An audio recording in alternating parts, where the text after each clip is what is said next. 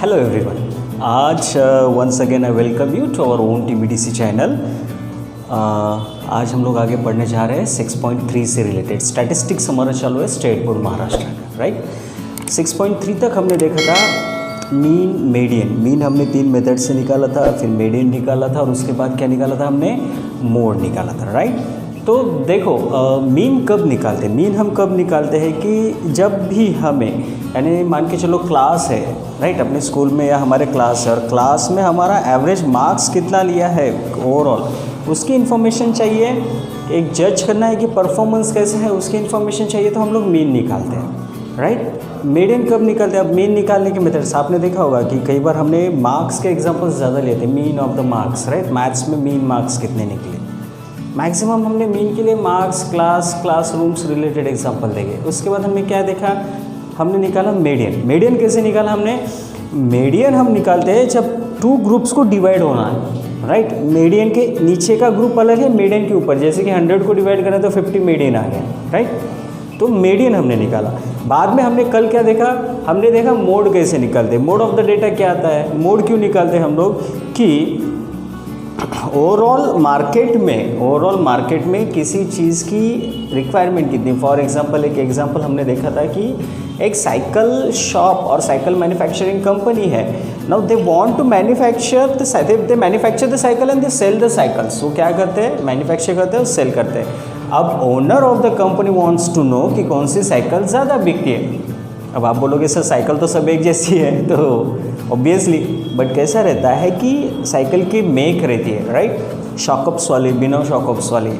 उसी तरह से साइकिल के कलर्स रहते हैं, राइट। उसके बाद गियर्स रहते हैं, गियर्स वाली, 2 गियर्स वाली, 6 गियर्स वाली, 8 गियर्स वाली, विदाउट गियर्स वाली। सो वो क्या करता है कि हर एक किसका मीडियन निकालता है कि कौन सी साइकिल ज़्यादा बिक रही है, एंड उसके ऊपर उसका प्रोडक्शन रहता है। Okay, this cycle is selling more, so produce this much more, because market में क्या है, दिस टाइप ऑफ सायकल्स है, इनकी रिक्वायरमेंट है, उनकी मांग ज़्यादा है, लोकांना त्याची मागणी जास्त आहे, राइट। सो दिस डेटाज और दिस ओवरऑल ग्रुप्ड डेटा का जो एक एनालिसिस निकलता है मीन, मोड, मीडियन से, तो वो एक इन्फॉर्मेशन प्रोवाइड करता है कई सारी चीज़ों को ईजी वे में बनाने के लिए। शायद एक कॉमन मैन के डे टू डे लाइफ में भी इसका इस्तेमाल अच्छे से हो सकता है। फॉर एग्जांपल घर में मम्मी पापा आपके लिस्ट बनाते होंगे, राइट, कि हर रोज़ या हर महीने को कितना राशन लगता है, मीन्स कितना किराना सामान लगता है, राशन लगता है, एंड उसके हिसाब से एक फ़िक्स वो लेके आते हैं। फिर दिवाली आती है तो उसको इंक्रीज़ करते हैं, बट सडनली अगर कोई मेहमान आ जाते हैं तो वो थोड़ा सा कोलैप्स हो जाता है उनका कैलकुलेशंस, राइट। तो कैसा रहता है कि everybody uses in their particular way. Petrol को हर महीना कितना लगता है, नहीं, अभी मेरा बड़ा बेटा गाड़ी चलाने लग गया, पहले मैं सिर्फ 500 रुपये का पेट्रोल खर्च करता था, वो खुद अकेले 1500 का पेट्रोल खर्च करता है, तो इंक्रीज़ हो गया। तो अभी पेट्रोल का खर्चा कितना आ गया, दोनों का मिला के, बच्चे का 1500 और पिताजी का 500, दोनों का खर्चा मिला के हो गया 2000। तो data can be shifted, common man can use the data, but वो ढूंढना पड़ेगा आप लोगों को कि कॉमन मैन किस तरह से उस डेटा को यूज़ कर सकता है। अब आगे चलते हैं कि हमने मीन, मोड और मीडियन तो निकाल लिया, डेटा भी समझ लिया, ग्रुप। ये जो डेटा था वो कौन से फॉर्म में था, वो था ट्यूबुलर फॉर्म में, right. Data representation in the tubular form, जो हम क्लासेस बनाते हैं, फ्रीक्वेंसीज लिखते हैं, तो ट्यूबुलर शेप में, टेबल पैटर्न में बनाते हैं हम लोग, तो ट्यूबुलर शेप में बनाए थे, इसलिए that was the tubular representation of data. अगर इसको मैं लिखूँ प्रॉपर वे में, दैट वाज व्हाट योर, अब अगर मैं इसको लिखूँ प्रॉपर तो ये था प्रेजेंटेशन ऑफ डेटा, और वो कौन से फॉर्म में था, that was in tubular form. अब ट्यूबुलर फॉर्म में किस तरह से प्रेजेंट किया था आपने, ट्यूबुलर फॉर्म में आपने प्रेजेंट किया था 2 तरीके से, एक था ग्रुप फ्रीक्वेंसी डेटा एंड एक था अनग्रुप। जो लास्ट ईयर पढ़ा था वो था आपका अनग्रुप, एंड दिस ईयर पढ़ा वो था ग्रुप्ड, राइट। आपने इस 2 तरीके से इसको डिस्ट्रीब्यूशन किया था। Okay, now tell me, presentation of data सिर्फ एक ही फॉर्म में कर सकते हैं क्या, नहीं। आपने देखा लास्ट ईयर आपने प्रेजेंटेशन किया था, बार डायग्राम्स निकाले थे, राइट, बार डायग्राम्स निकाले थे। कैसे कैसे बार डायग्राम्स निकाले थे आपने, 4 टाइप्स के बार डायग्राम्स निकाले थे। एक सिंपल बार डायग्राम था, उसके बाद आपने जॉइंट किया था, उसके बाद आपने डिवाइडेड बार डायग्राम निकालना था, और एक परसेंटेज बार डायग्राम निकालना था। यानी there is another method to present the data. एक था ये ट्यूबुलर फॉर्म और दूसरा था methods, right, by drawing the diagrams. अब कौन से मेथड आपने देखे थे उसमें था पिक्टोरियल प्रेजेंटेशन था। उसमें क्या था, उसको हम बोल सकते हैं पिक्टोरियल प्रेजेंटेशन ऑफ डेटा। कौन सा, पिक्चर के वे में, तो इसको मैं बोलूँ पिक्टोरियल प्रेजेंटेशन, राइट। क्या बोल सकता हूँ इसको मैं, pictorial presentation, right. Pictorial presentation था डेटा का, राइट। अब पिक्टोरियल प्रेजेंटेशन में आपने क्या क्या निकाला था, आपने पिक्टोरियल प्रेजेंटेशन में निकाले थे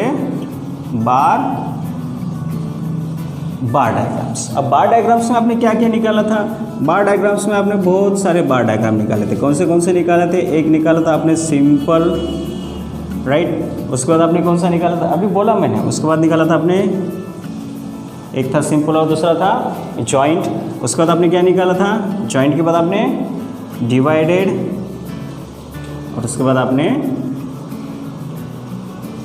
परसेंटेज बार डायग्राम, राइट। ये चार। So up to this last year आपने निकाला था, ग्राफ पेपर लिया था और अपने ग्राफ्स ड्रॉ करे थे। ये ग्रुप्ड हमने 10th में पढ़ा, अनग्रुप्ड हमने 9th में पढ़ा, तो यहाँ तक हो गया। इसके अलावा भी डेटा प्रेजेंटेशन किया जाता है, पिक्टोरियल रिप्रेजेंटेशन भी किया जाता है। और पिक्टोरियल रिप्रेजेंटेशन इसके अलावा करने के लिए यहाँ पे और एक सोर्स होता है, वो है आपका पाई डायग्राम। यहाँ पे क्या है, पाई डायग्राम है, क्लियर। अब bar diagram, simple, joint, divided, pictorial, pie diagram. अब पाई डायग्राम के अलावा भी हम लोग डेटा को रिप्रेजेंट कर सकते हैं, एंड दैट प्रोसेस और that method is called as graphical method, ठीक है। पाई डायग्राम भी हम लोग दिस ईयर पढ़ेंगे, this year we will learn pie diagram. Last exercise में पाई डायग्राम है। और तीसरी मेथड क्या आती है, पिक्टोरियल के बाद आती है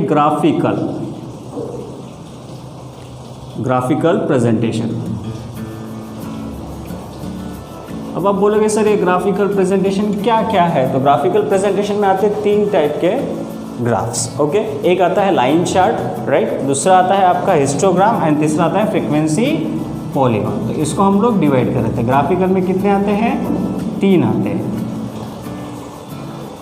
3 कौन से आते हैं, एक आता है आपका हिस्टोग्राम, राइट। एक आता है आपका लाइन चार्ट, और तीसरा क्या आता है आपका, तीसरा है आपका frequency polygon, okay. So this way the data presentation is done in the different methods में डिफरेंट टाइप में हम लोग डेटा को प्रेजेंट करते हैं। सबसे पहले presentation of data happens with the tubular form, जिसमें ग्रुप अनग्रुप रहता है। उसके बाद आता है पिक्टोरियल प्रेजेंटेशन, जिसमें बार डायग्राम सीखा हमने, simple joint, divided and percentage सीखा। पाई डायग्राम दिस ईयर सीखेंगे, ग्राफिकल रिप्रेजेंटेशन दिस ईयर सीखेंगे, histogram, okay, histogram, line chart and frequency polygon. अगर हिस्टोग्राम आ गया तो लाइन चार्ट आ जाएगा, फ्रीक्वेंसी पॉलीगॉन भी आ जाएगा। पाई डायग्राम बहुत ईजी है, ज़्यादा प्रॉब्लम नहीं है। एक सर्कल है और सर्कल को अलग अलग डेटा में डिवाइड किया जाता है। तो वाई दिस, सर डेटा को ग्राफिकल रिप्रेजेंटेशन क्यों करना है, इसका एक बहुत सिंपल रीज़न है क्यों करना है। क्या है ना कि हम कॉमन मैन, राइट। आप में से कोई कल चल के एक बहुत बड़ा कॉमन से ऊँट के ऊपर चला जाएगा, कोई कंपनी का एमडी बनेगा, कोई एक शॉप चलाएगा, कोई डॉक्टर बन सकता है, इंजीनियर बन सकता है। डिफरेंट आप अलग अलग सेक्टर्स में जाओगे, कहीं पे भी जाओगे तो आपको डेटा तो कलेक्शन करना पड़ेगा। अब बोलेंगे सर डॉक्टर, चलो नर्स, अब नर्सिंग सेक्टर में डेटा की क्या ज़रूरत है सर, नर्सिंग सेक्टर में डेटा कैसे कलेक्ट किया जाता है, तो इसका एक स्टोरी है। फ्लोरेंस नाम की एक नर्स थी, and during the war of Crimean, right, Crimean के वॉर के दरम्यान उसने क्या किया था कि she used to treat the wounded soldiers. तो वुंडेड सोल्जर्स को ट्रीटमेंट देती थी, उनकी पूरी सेवा करती थी दिलो, और वो she was typical devoted nurse, एकदम डिवोटेड नर्स थी वो। तो उसने क्या किया था कि जो वुंडेड सोल्जर्स का उसने ट्रीटमेंट किया, so she used to write down the treatment. उनको क्या ट्रीटमेंट दिया, उनका डेवलपमेंट कैसा है, उनकी रिकवरी कैसी आ रही है। अगर कोई सोल्जर की डेथ हो रही है तो उसके डेथ का रीजंस क्या है, whether he died due to the wounds या किसी और कारण से वो डाई किया। ना उसने वो डेटा कलेक्ट करके ट्यूबुलर फॉर्म में या उसके पैटर्न में लिखा था। एट दैट टाइम ये सब स्टडीज़ नहीं थी, याद रखो जब उसने बनाया था, she made in around 1820 to 1910, ये उसका लाइफ टाइम है। तो 1820 से लेके 1910, तो बिफोर वर्ल्ड वॉर और in between the world war first, right. तो ये टाइम के ऊपर ये डेटा के लिए उसके पास ऐसी स्टडीज़ नहीं थी और वो तो नर्सिंग कर रही थी। तो बेसिकली उसने क्या किया था, उसको जैसा समझ में आया वैसा उसने ट्रीटमेंट्स लिखे थे पेशेंट्स के। But for making it simple to understand what she used, उसने एक सर्कल बनाया, उसने पाई डायग्राम बनाया। पाई डायग्राम में उसने उसके रिपोर्ट्स लिखे। क्या लिखे थे? आउटकम्स लिखे थे कि क्या ट्रीटमेंट देने के बाद क्या आउटकम्स आ रहा है, इफ़ द पेशेंट की डेथ हो गई तो उसके रीजंस क्या है। तो अलग अलग आउटकम्स लिखे। तो उसके आउटकम में से एक आउटकम अच्छा था कि डेथ्स क्यों हो रही है। तो एक बेसिकली पिक्टोरियल रिप्रेजेंटेशन में या ग्राफिकल रिप्रेजेंटेशन में लोगों को ये पता चला, या म्यूनसिपल गवर्नमेंट या गवर्नमेंट अथॉरिटीज़ को उसने ये बताया, कन्विंस किया कि जो सोल्जर्स की डेथ हो रही है, that death is not because of the wounds what they have gone through. जो वॉर में उनको वुंड्स आए, जख्म हुई, उसकी वजह से उनकी डेथ नहीं हो रही है। They are dying because of typhoid और मलेरिया और सम आर अदर डिसीज। फिर उसने उसके अंदर उसने निकाला भी कि why this diseases are happening to this soldiers. तो उसने बताया कि populated dense population of the patients के हॉस्पिटल में जो डेंस पॉपुलेशन है, जहाँ वो सोल्जर्स रहते हैं, खाते हैं, पीते हैं, वहाँ का एनवायरनमेंट, या अभी जहाँ पे है उनको एडमिट करने के बाद का जो एरिया है, वहाँ पे जो क्लीननेस नहीं है सिटीज़ के अंदर, हॉस्पिटल के आजू बाजू में, तो वो पूरा उसने निकाला कि cleanness is one of the major factor because of this disease is happening. Clean water नहीं है ड्रिंकिंग को, that is one more of reason जिसकी वजह से ये सब हो रहा है। तो फिर वहाँ की जो लोकल गवर्नमेंट अथॉरिटीज़ है उन्होंने इस चीज़ को सीरियसली लिया and they started working on the clean water, means clean drinking water and clean environment और clean surroundings of the hospital and the city. And धीरे धीरे फिर डेथ रेट्स कम होने लग गए। और ऐसे ही कुछ गिने चुने लोगों की वर्क की वजह से हमें पता चला कि we need to be clean, surrounding should be clean, otherwise diseases can spread. तो ये डेटा इस तरह से अंडरस्टैंडिंग करने में, हमारा पॉइंट ऑफ व्यू एक्सप्लेन करने में बहुत इंपॉर्टेंट लगता है, राइट। जैसे कि बिकॉज कॉमन मैन को ज़्यादा नहीं पता रहता व्हाट दे वांट बजट। आप मूवीज़ में या न्यूज़ चैनल्स में देखते होंगे, बजट सेशन आ गया, ऐसा कोई तो भी पाई चार्ट बनाते या हिस्टोग्राम बनाते हैं, हिस्टोग्राम में वो बता देते हैं इसको इतना मिला, इसको इतना मिला, इसमें इतना डिस्काउंट मिला, इसमें जीएसटी इतना बढ़ गया। गेटिंग? तो आपको पिक्टोरियल प्रेजेंटेशन बताते, then only you can understand easily. अगर आपको पैराग्राफ लाइंस में लिख के बताए तो आप बोलेंगे ये क्या है यार, इसमें से मैं आउटपुट क्या निकालूँ। But pictorial are easy to understand, that's why these presentations are more popular than the tubular form. Clear हो गया? आप कोई भी शोरूम में जाओ, they will show a circle, उसके अंदर उनको डेटा रिप्रेजेंटेशन बताते हैं। Because pictorial representations are easy to understand to a common person also.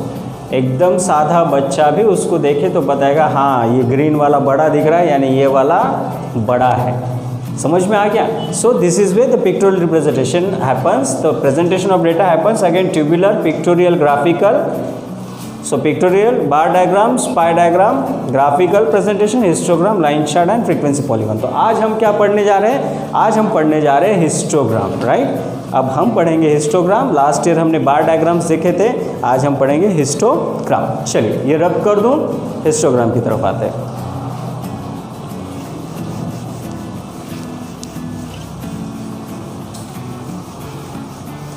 अभी हिस्टोग्राम एक बहुत ही सिंपल है। अब सबसे पहले यहाँ से आगे आपको frequency polygon, then line chart and histogram के लिए ग्राफ पेपर्स लगेंगे। सो पूरे प्रॉब्लम्स आपको ग्राफ पेपर्स के ऊपर लिखना है। अब अगर ग्राफ पेपर आता है तो व्हाट इज़ इम्पोर्टेंट भैया, स्केल लिखना मत भूलना, सब भूल जाना, स्केल लिखना मत भूलना। सबसे पहले तो स्केल लिखना, उसके बाद ग्राफ को प्लॉट करना है, ठीक है। शायद मैं एक आधा वीडियो आपको क्या करूँगा, प्रॉपर एक क्लोजअप में एक ग्राफ पेपर के ऊपर एक आधा प्रॉब्लम सॉल्व करके मैं हिस्टोग्राम करके उसका भी एक वीडियो में पोस्ट कर दूंगा आपको। सेम वे में एक चार्ट, लाइन चार्ट, ताकि किस तरह से प्रेजेंटेशन होना चाहिए आपको भी समझ में आए। फिलहाल मैं बोर्ड के ऊपर आपको एक्सप्लेन करके बताऊंगा किस तरह से हिस्टोग्राम हम लोग ड्रॉ कर सकते हैं, ठीक है। अब हिस्टोग्राम ड्रॉ करने की कुछ methodology, right. Method to draw histogram, method क्या है देखो।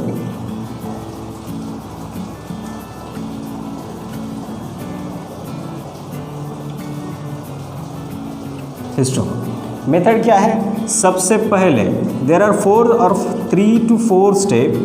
फोर्थ इज ठीक है, फोर्थ तो आप लिख लोगे। ये फोर्थ स्टेप है जिसके हम लोग निकालते हैं। सबसे पहले क्या करना पड़ता है, स्केल आपको लेनी पड़ती है। स्केल से पहले क्या करना पड़ता है, आपको जो क्लासेस दिए रहते हैं, प्रॉब्लम में क्या रहते हैं, यूजुअली क्लास रहते हैं, फ्रीक्वेंसी रहती है। आज तक हम लोग डील किससे कर रहे हैं, every question has class and frequency. हम लोग उसको ही डील करके फिर मीन मोड मीडियन निकाला हमने। अभी उसके प्रेजेंट कर वही डेटा को प्रेजेंट करेंगे हम लोग पिक्टोरियल और ग्राफिकल फॉर्म में। क्लियर। अब तो हम ग्राफिकल मेथड्स देख रहे हैं। Histogram is one of from the graphical presentation method. तो इसमें क्या करना है, जो क्लासेस है सबसे पहले तो ये देखना कि कंटिन्यूस है या नहीं है, बिकॉज वो हमारा सबसे पहला लुकआउट होता है। What if the classes are continuous और नॉट कंटिन्यूस। तो सबसे पहले तो देखना, if check whether the classes are continuous और not, if not then make them continuous. तो लिखेंगे check if the classes are continuous or not. If not, then make them continuous. पहले देखो क्लासेस कंटिन्यूस क्लासेस है या नहीं। Continuous classes यानी अभी तक अभी आपको समझ में आया होगा 2 to 4, 4 to 6, 6 to 8 ये कंटिन्यूस हो गए, लेकिन 0 to 4, 5 to 9, 10 to 14 ये नॉन कंटिन्यूस हो। हमने लास्ट एक्सरसाइज में या पिछले वीडियो में इसके एग्जांपल्स देखे थे, ठीक है, अभी उसमें नहीं है। अब इसको क्या बोलते हैं हम लोग, सच क्लासेस, इनको क्या बोलते हैं, extended class interval. Such classes are called as Such classes are called extended class intervals. This is for information. जो हम लोग कंटिन्यूस क्लास करते हैं उनको क्या बोलते हैं, एक्सटेंडेड क्लास इंटरवल्स बोलते हैं। जो हम लोग कंटिन्यूस क्लासेस करते हैं उनको क्या बोलते हैं, एक्सटेंडेड क्लास इंटरवल्स बोलते हैं, ठीक है। अब सेकेंड, चलो आपको ये तो पता है ना कि दिस इज बेसिक। देखो ये क्या है, एक्स एक्सिस है, राइट, ये क्या है, वाई एक्सिस है। यहाँ तक क्लियर है। जो ये खड़ी दंडी रहती है उसको वाई एक्सिस रहते हैं, आड़ी उसको एक्स एक्सिस बोलते हैं। पता है ना सबको, या वो भी बता दूँ, बेसिक क्राफ्ट पेपर के ऊपर इसी तरह से रिप्रेजेंटेशन करते हैं, राइट। चलो अभी देखते हैं, तो एक्स एक्सिस पे क्या लेना है, आपके जो क्लासेस है उनको क्या करेंगे हम लोग, एक्स एक्सिस पे लेंगे, right. Show the classes on the show the classes on x axis, but कैसा, by using proper scale। Scale को आपको एडजस्ट करनी पड़ेगी, आपको प्रॉपर स्केल यूज करना पड़ेगा, राइट, by using और with a proper scale। ये एक इंपॉर्टेंट पार्ट है। अब अगर x एक्सिस के ऊपर क्लासेस आ गए, class on x axis, then show the frequency on y axis. Frequency किसके ऊपर शो करेंगे हम लोग, y एक्सिस के ऊपर शो करेंगे। Clear. Again with a proper scale. कैसे शो करेंगे, with a proper scale. Clear हो गया। आप x axis and y axis दोनों के ऊपर फ्रीक्वेंसी आप प्रॉपर स्केल्स के साथ ही शो करेंगे, उसके सिवा शो नहीं करेंगे। क्लियर हो गया। अब आपने कंटिन्यूस क्लास कर लिया है, यहाँ पे आपने क्लास शो किया। अब यहाँ पे प्लॉट कैसे करोगे, देखो अभी मान के चलो ये आपका एक बेसिक डायग्राम है, आपने यहाँ पे ऐसा कुछ निकाल लिया। अब ये हो गया आपका पहला क्लास, ये हो गया 2 to 4 क्लास, ये कौन सा हो गया, ये 4 to 6 क्लास, ये हो गया 6 to 8, ये हो गया 8 to 10। इस तरह से आपने निकाला। तो छोटा है, समझ लेना। अभी आप क्या करोगे, सपोज फ्रीक्वेंसी इसकी आ रही है ये 10, 20, 30, 40, 50, 60 वॉट एवर इट इज़, वो छोड़ दो। तो अगर मान के चलो 2 to 4 में फ्रीक्वेंसी 30 है, तो आप क्या करोगे, यहाँ से लेके यहाँ तक ऐसा एक रेक्टेंगल बनाओगे, राइट। आप क्या बनोगे, एक रेक्टेंगल। जो लाइंस रहती है उसको मार्क करके आप रेक्टेंगल बनाओगे। यहाँ पे बार डायग्राम और इसमें डिफरेंस क्या आएगा, अभी नेक्स्ट वाला क्लास का जो ये पॉइंट है वो इमीडिएट है, राइट। नेक्स्ट वाले क्लास का पॉइंट क्या है, इमीडिएट, और उसकी फ्रीक्वेंसी मान के चलो 40 है, तो आपका नेक्स्ट इस तरह से 40 बनेगा। उसके बाद के क्लास की फ्रीक्वेंसी मान के चलो 45 है या 35 है, तो वो इस तरह से बनेगा। उसके क्लास की फ्रीक्वेंसी नेक्स्ट की फ्रीक्वेंसी मान के चलो 25 है, तो ये इसको चिपक के ऐसा बनेगा, एंड लास्ट वाला अगर मान के चलो 20 होगा तो उसको स्टिक करके ऐसा।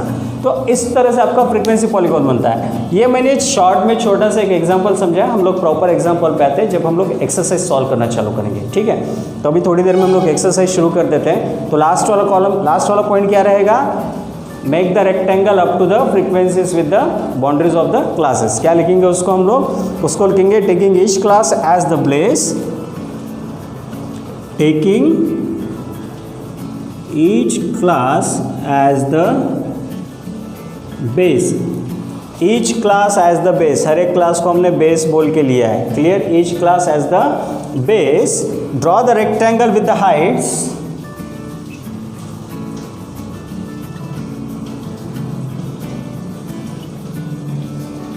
ड्रॉ द रेक्टेंगल्स विथ, कितना रेक्टेंगल्स निकालना है, with the heights equals to frequency of the class. Heights कितनी लेनी है, equal to frequency of the class, right. With the heights proportional to the, with the heights proportional